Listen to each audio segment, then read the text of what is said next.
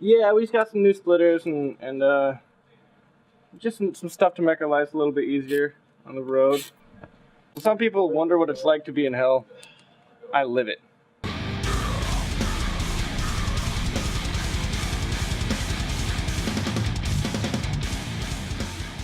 Big Eric. DJ? You know, we put so much work into all this, and like we just really love being from Minnesota, and I guess it would really suck to like not make everyone from here proud. Only have 24 hours in a day, and I think that that's probably not enough to be in our band.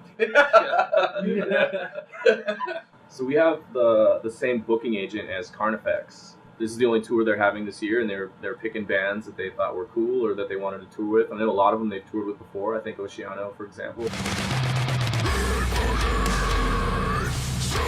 This is like really our first opportunity to show more than just regionally like what we're doing and what we're about.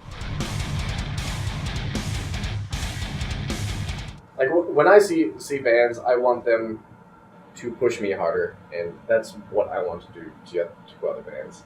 And I hope we can do that. And That's really well said. I hope that there's bands where like I'm intimidated by it because they're so fucking good, and because of that intimidation, I have to step it up. You know, like I want to feel that. I want to feel that fucking hard. You know. Carnifex was definitely one of the influences into me actually learning and teaching myself how to scream and becoming a vocalist.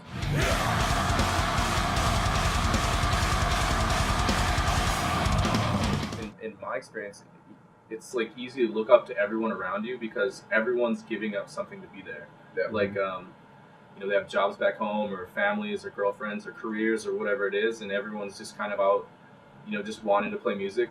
I think as far as like the genre goes that we're in, these are like the bands that like are kind of like really bringing it right now. So it feels cool that they like wanted to include us in on that. We're not the richest band in the world, but we try to use what, you know, resources we have to make cool videos like that. Because like, you know, the visual part to our band is like equally as important as the music, and that's, you know, in the design of the band. So That's what I do for release and fun. Really? Is the performance part The of it. stage is like vacation. Mm-hmm. It's like fucking fun and free. it's like you do all this work and then you get to go out on stage and like all the work's like done for 30, 45 minutes, however long you're playing, and you just get to do that. It's like the best part of all this.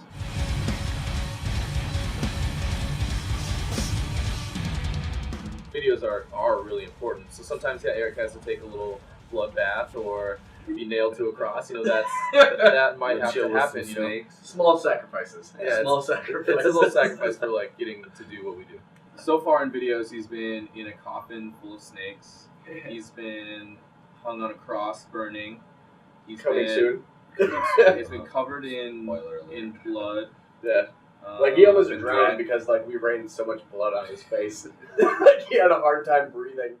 I think that just he gets the hard stuff in the video as the singer Yeah. naturally, you know. Really? Yeah. Yeah, the shoot he was tied to a 12-foot cross that was on fire, but it was like 10 below and like At super least. windy. Yeah, At least. that was get to the song quick, run inside, warm up as much as possible, and run out and do another take. Yeah, I play legator guitars, and then I have orange cabs, and I play 5150s for my heads, and I have an Axe Effects. Kaz also plays legator. Shit, yeah. Axe Effects. If a wonderful drum company would like to just donate me a drum set, that'd be sweet. I think a lot of bands would go on a tour like this kind of scared, and I don't think that any of us have that vibe. I think we're kind of ready for war in that sense, like, you know, not necessarily against the other bands, but maybe some more against like the industry and kind of like the ecosystem that we're like, you know, working within. Like we want to like tear things up, you know. We want to make a big stamp.